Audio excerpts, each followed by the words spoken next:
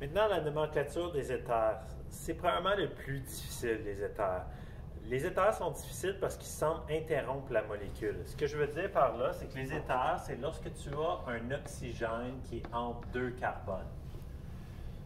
La meilleure façon de voir les éthers, c'est comme des branches, comme les méthyles, comme les chloros, comme les alloalcanes, qui est comme les branches de carbone. C'est la meilleure façon que tu peux le voir. Mais comment déterminer quel côté est la branche? Aussitôt que tu as un éther, il y a un de ces deux carbones-là qui fait partie de la chaîne principale. Celui qui va faire partie de la chaîne principale, c'est celui qui est dans la plus longue chaîne de carbone consécutive. Exemple, ici on voit que l'éther est ici. Si je me demande, c'est quoi la chaîne principale, j'ai le choix entre 3 carbones ou 4 carbones. C'est clairement le 4 carbone qui va être ma chaîne principale. Donc, si j'ai à la surligner ici. Donc, ça veut dire que l'oxygène et l'autre carbone vont faire partie de la ramification à ce moment-là. Moi, je te suggère d'utiliser ce code de couleur-là. Surligne avec un surligneur ta chaîne principale, puis encercle tes ramifications. Ça va t'éviter des erreurs.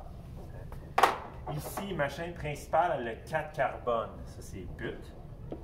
Ce sont tous des liaisons simples, c'est butane.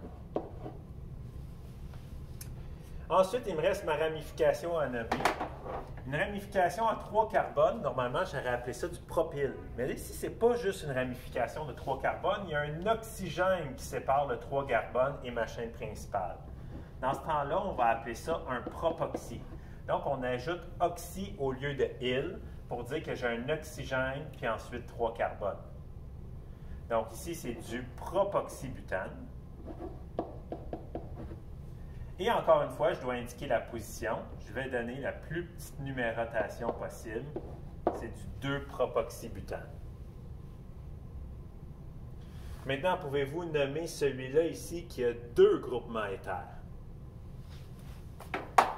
Donc, la première chose à faire, c'est de trouver la chaîne de carbone la plus longue qui touche tous les groupements fonctionnels. Ici, si j'allais vers le bas, j'avais aucun de mes 4 carbones qui arrivait à toucher l'oxygène du groupement fonctionnel. Donc, je n'avais pas le choix de prendre les 4 carbones ici comme étant ma chaîne principale.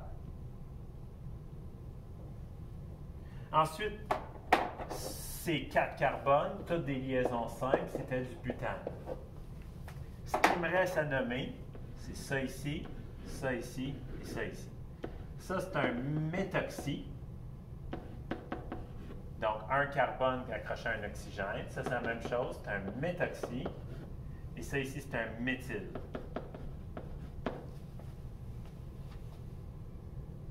Je dois les placer en ordre alphabétique. Donc, entre méthyle et méthoxy, qu'est-ce qui vient en premier? C'est méthoxy.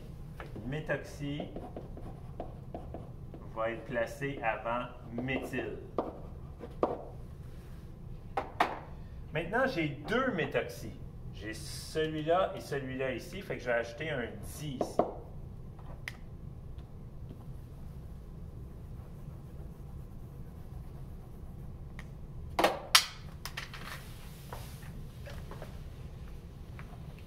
Ensuite, il me reste les positions. J'ai un méthoxy ici. Oh, je n'ai pas décidé de ma numérotation. Je vais tout le temps numéroter pour que mes embranchements aient la somme la plus petite. Fait qu'ici, en numérotant de droite à gauche, ça me donnait des plus petits numéros que de gauche à droite. Donc, ici, méthoxy, j'en ai un à la position 1, l'autre à la position 3. Et pour le méthyle, il est à la position 2. Donc, c'était du 1,3-diméthoxy, 2-méthylbutane. Maintenant, les éthers peuvent être combinés avec d'autres groupements fonctionnels. Si le groupement fonctionnel finit le nom, c'est lui qui va décider de la numérotation parce qu'il est plus important. Les groupements fonctionnels qui terminent le nom sont toujours plus importants. Un exemple de ça, si par exemple j'avais ça ici,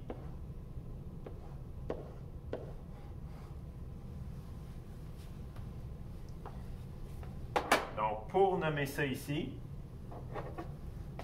je compte ma chaîne principale, elle a 6 carbones, c'est du X. Il y a une liaison double, c'est de l'hexène. qui était placé au plus petit numéro possible. Donc, je vais numéroter tout ça de gauche à droite. Donc, c'est tout le temps la liaison double qui décide la numérotation. Ensuite, ce qui me reste à nommer, c'est ça ici. Il y a 3 carbones, c'est du propre. Pour dire qu'un oxygène propoxy. Oups, excusez-moi. Donc, je vais ajouter ça en avant. Propoxy. Et j'indique la position 4. Du 4 propoxy X2N. Même si je voulais être plus précis, je spécifierais l'isomère géométrique. Ici, c'est l'isomère trans.